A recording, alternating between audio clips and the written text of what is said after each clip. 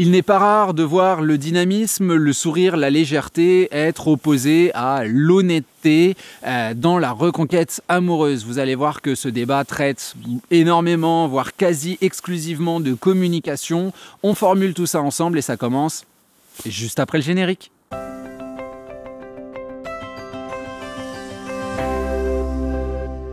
Salut à vous, c'est Jean-Baptiste de jbmarcy.com, ravi de vous retrouver aujourd'hui pour continuer nos réflexions autour de votre reconquête amoureuse.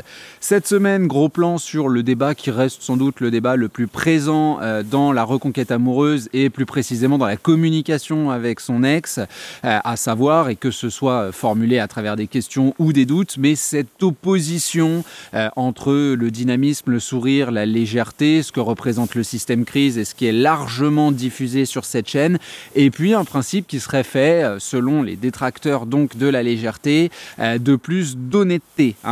Et cette honnêteté n'est rien d'autre, soyons honnêtes, qu'une forme de verbalisation où on veut faire passer à l'autre le message du manque de pertinence de sa décision, de la douleur, de l'injustice qui sont créées par son positionnement, justement par sa prise de recul, sa prise de distance. D'abord, on le sait, c'est complètement humain, traditionnel, instinctif que de vouloir partager ce genre de choses, puisque le couple étant censé être une entité qui fonctionne un petit peu à deux têtes, l'une devrait concerter l'autre avant de prendre des décisions, surtout si ces dernières sont définitives. Le souci, et ça on l'admet tous, c'est que la verbalisation entraîne nécessairement un risque de pression, et qui dit pression dit finalement une communication qui ne s'en sortira pas plus bénéfique, bien au contraire. Et c'est véritablement dans cette idée-là, ou à travers ma vidéo, que je voulais discuter cette idée-là, à travers deux parties comme bien souvent, et je vous propose de nous plonger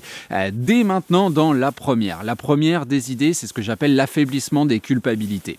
Il y a donc les deux positionnements qui sont présents et qui vont avoir des répercussions complètement différentes. D'un côté, la légèreté, le sourire, le dynamisme qui repose sur le déplacement de focus, la fibre, le fait de retrouver une forme de connivence dans son environnement et de créer quelque chose de plutôt sympathique.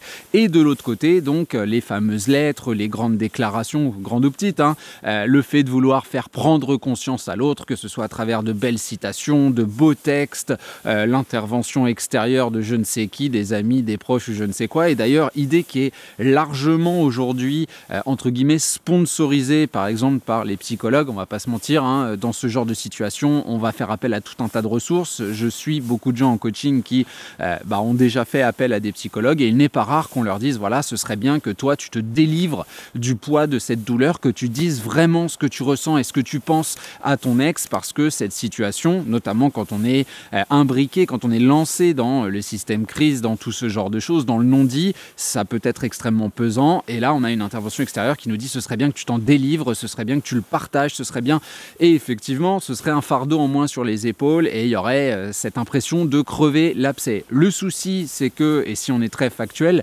lorsqu'on parle d'un conflit, que ce soit directement en accusant l'autre, que ce soit en proposant des excuses, que ce soit en faisant des promesses, forcément, quelque part, il y a la notion de culpabilité qui va revenir. Pourquoi? Parce qu'on parle d'une situation qui met en relief en elle-même un désaccord. Et ce désaccord, à partir du moment où on va l'aborder, qu'est-ce qui va se passer? Vous allez vous trouver des circonstances atténuantes pour ce que vous avez, entre guillemets, mal fait, ce qu'on vous reproche pendant la relation. Et donc, si ce n'est des circonstances atténuantes, au moins des promesses d'avenir qui seront différentes.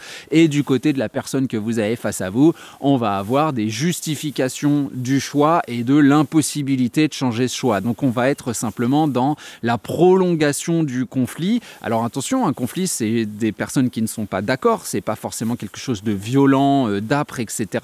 Mais plus on reste sur le sujet, plus on fait tourner ce disque-là, plus il y a un risque de lourdeur qui est présent et qui va sans doute pousser votre ex à faire ce que j'appelle moi une réaffirmation de pacte ou un effet Hiroshima, de vous dire bah écoute, t'es bien gentil, hein, mais franchement tu me gonfles, ça marche pas, ça marche plus, c'est pas possible, et vous sortir tout plein de choses que peut-être on va regretter, mais en tout cas que vous allez pas apprécier. L'autre élément à mettre en relief, et ça c'est quelque chose sur lequel à mon sens on ne réfléchit pas assez, c'est le manque de naturel. Et on comprend pourquoi on réfléchit pas là-dessus, c'est parce qu'on réfléchit trop à ce que représente le manque de l'autre, et on s'imagine être avec lui de nouveau, et on regrette ce qu'on a mal fait pendant la relation, et on sait que tiens, là si j'avais agi autrement, si j'avais dit quelque chose d'autre, on n'en sait peut-être pas là aujourd'hui. Certains choix que je voulais pas faire ou que j'ai fait à une certaine époque, aujourd'hui je suis prêt à faire le contraire parce que véritablement j'aime la personne qui est partie. Je suis pas idiot, je comprends tout à fait qu'on veuille partager ça à la personne qui est face à nous. Le souci, c'est que ça ne reste que des mots et que quelque part le mal est fait, si vous voulez, hein. Quelqu'un qui vous blesse, qui vous renverse en voiture, effectivement il va pouvoir se dire mince, j'aurais peut-être pas dû picoler, j'aurais peut-être pas dû prendre ma voiture, je vais aller m'excuser, je vais payer mon amende, je vais peut-être t'inviter au resto ou que sais-je, mais en même temps ton bassin ou tes côtes, tes jambes, elles sont quand même broyées et t'es en, comment ça s'appelle, j'allais dire en fauteuil roulant, pas nécessairement, mais voilà, tu peux plus marcher pendant X temps et peut-être plus jamais. Le mal reste fait, les excuses ne peuvent pas excuser ce qui s'est passé, et les excuses ne sont pas le médicament qui permet à la personne de remarcher. Et ben là c'est exactement la même chose. Les excuses, les promesses, la discussion, la mise en lumière du fait que vous souffrez et que c'est injuste, et tout ça ne crée pas d'amour. La personne face à vous, comme je le dis souvent, va pas se taper le front en se disant ah bah ça je l'avais pas prévu, dis donc, effectivement je te trouve trop craquant quand tu pleures.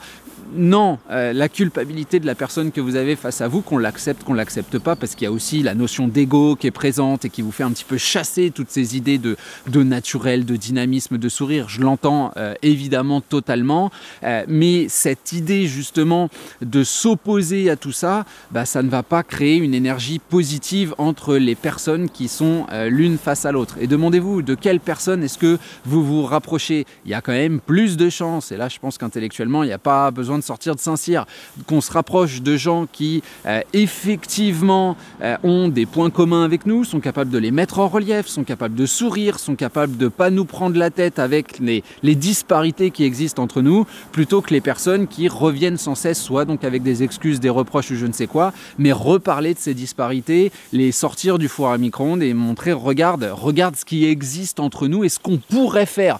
Mais vaut mieux laisser tout ça de côté et effectivement déjà faire, déjà être dans ce sourire, dans ce dynamisme, même si oui, ça entraîne l'idée qu'on n'aura pas les réponses à toutes nos questions, ça entraîne l'idée que l'injustice sera toujours là, ça peut vous donner l'impression que vous êtes en train de courir après l'autre, même si je pense que à force de regarder les vidéos sur cette chaîne, vous comprenez un petit peu mon positionnement vis-à-vis de ça, et si c'est la première vidéo que vous regardez, bah, je vous invite à en regarder d'autres et vous allez voir que ces affirmations, ces clichés, ces préconçus, bah, c'est pas que je suis contre, c'est qu'ils sont totalement déconstructibles, quoi. C'est des choses qui peuvent s'arracher comme de la mauvaise herbe. Très clairement, il faut aussi comprendre que la notion d'amour en elle-même, ce n'est pas une décision. Et ça, je pense que je l'ai dit dans, je ne sais pas, au moins la moitié de mes vidéos, mais c'est un ressenti, c'est une énergie, c'est pas quelque chose qu'on décide. Donc forcément, tous vos partages, vos formulations, aussi beaux, aussi intenses, aussi réels soient-ils, ne font pas inverser la tendance. La personne face à vous ne va pas se dire, bah, suite à cette liste d'arguments, suite à cette magnifique plaidoirie, effectivement, je t'aime. Il manque quelque chose. Donc, il faut toujours se mettre en situation, imaginer ce fameux déclaratif qu'on aimerait, cette fameuse honnêteté, hein, ce que nous disent les psys. Donc, dis à ton ex que effectivement tu l'aimes vraiment, que machin, que truc, que bidule. D'accord, donc on s'imagine, je sais pas, vous allez frapper à sa porte, il ou elle ouvre la porte et là vous lui dites voilà, écoute, je voulais vraiment te dire, j'ai encore des sentiments, je me suis mal comporté, on aurait pu mieux faire ci, mieux faire. Qu'est-ce qui se passe à la fin de la discussion? Est-ce que vous croyez sincèrement que votre ex va aller dans le salon, mettre un petit slow, servir une coupe de champagne chacun, un petit bout de foie gras parce que c'est bon, on va commencer à danser et à la fin il va vous pencher en arrière et vous embrasser en mettant la langue, quoi? bah non, enfin je veux dire, à un moment, c'est pas complètement naturel. Et ces soirées où vous avez mis la langue, entre guillemets, comment ça s'est passé? Bah, il y a de fortes chances que vous ayez absolument rien verbalisé à la personne que vous avez face à vous et qu'il y ait eu la magie du moment qui se soit mise à fonctionner un peu toute seule. Hein. Évidemment, c'est une personne envers laquelle vous aviez des vues, sur laquelle vous aviez des vues, etc.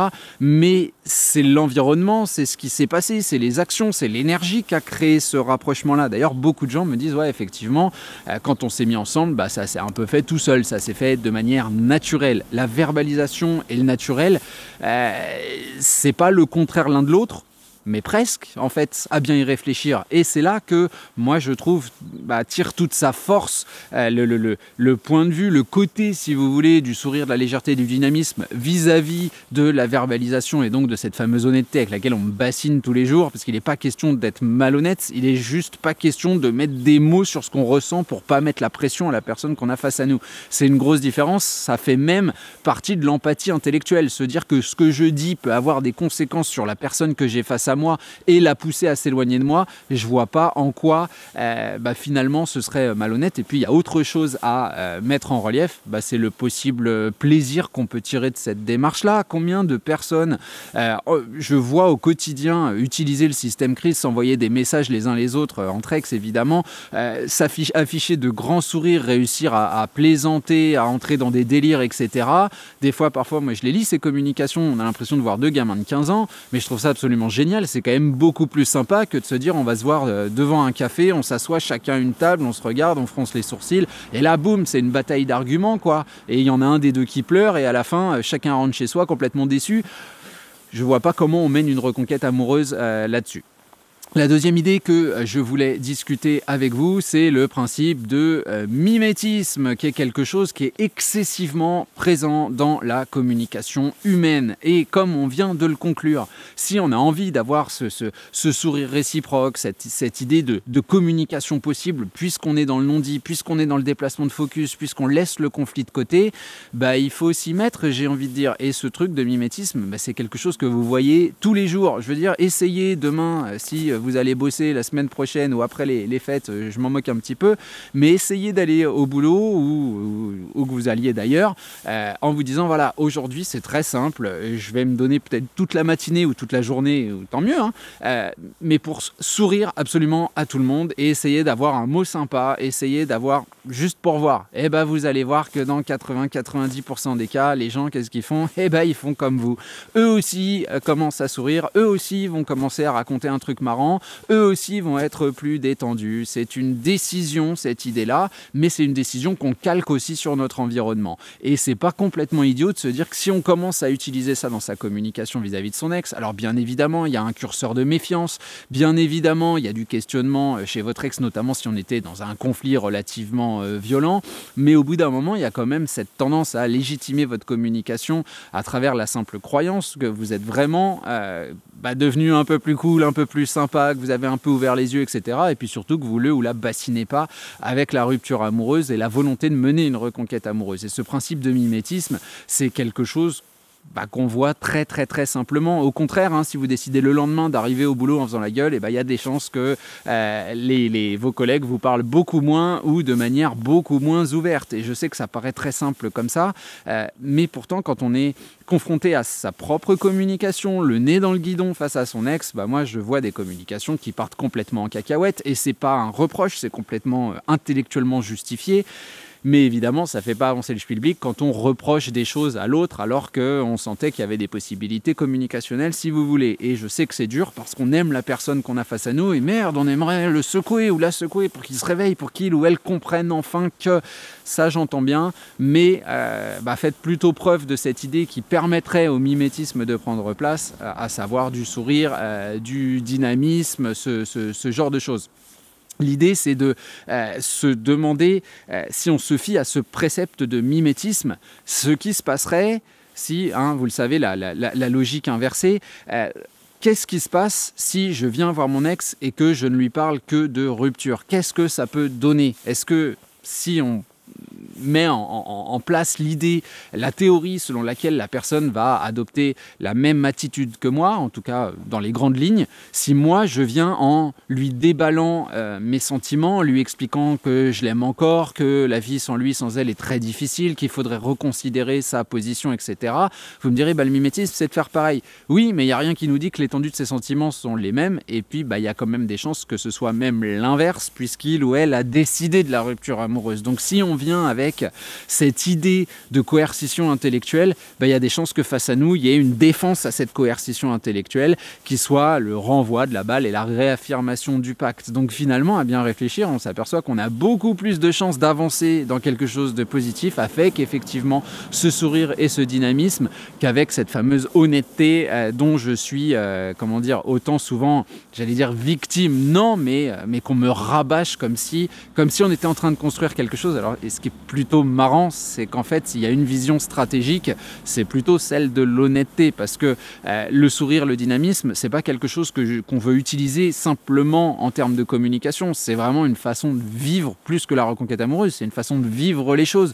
J'ai même des gens qui ont compris que le système crise, par exemple, ce système de communication, n'est pas utilisé simplement avec son ex, que c'est un truc, c'est pour ça que je vous donne souvent des exemples en dehors de la reconquête amoureuse, c'est parce que c'est un truc qui arrange, qui vous permet de construire un être, un soi qui est beaucoup plus intéressant pour vous et pour votre environnement, et c'est pas uniquement dans le cadre donc de la reconquête amoureuse. En tout cas, très clairement, moi ce débat, je trouve qu'il n'a pas forcément lieu d'être. Je comprends qu'il existe parce qu'encore une fois, il y a l'ego, il y a l'instinct et puis il y a toutes les bêtises qu'on peut lire un petit peu à gauche et à droite. Et puis il y a le débat entre le bien-être de soi, l'affirmation personnelle et le bien-être de la reconquête amoureuse qui ne vont pas forcément l'un avec l'autre, puisque nous, on accepte le sang, les larmes et la sueur, on accepte les efforts, on accepte tout ça. Ce qu'une personne qui sera focalisée sur le fait que vous vous sentiez mieux ne pourra pas accepter. Tout ça reste compréhensible. En tout cas, vous n'hésitez pas sous les commentaires à partager votre point de vue sur ce débat-là. On reste courtois, sympa, poli, voilà, parce que des fois dans les commentaires, merde, le respect c'est un petit peu perdu. J'espère que ceux qui l'ont oublié, ils en auront un petit peu à Noël. Voilà, je vous abandonne là comme d'habitude. Vous n'hésitez pas à liker la vidéo, vous abonner, tout ça très important, très intéressant pour le référencement. Vous savez que vous pouvez devenir aussi membre de la chaîne. En souscrivant au programme VIP, vous aurez grosso modo une vidéo par jour en plus donc de celle qui est créée tous les jeudis. Que rajouter? Pas grand chose. Je vous souhaite de merveilleuses fêtes. Je pense pas filmer pendant les fêtes parce que je prends qu'une petite semaine de congé, mais je reviens à partir du 2 janvier. Voilà, éclatez-vous bien et je vous dis à bientôt. Salut, salut!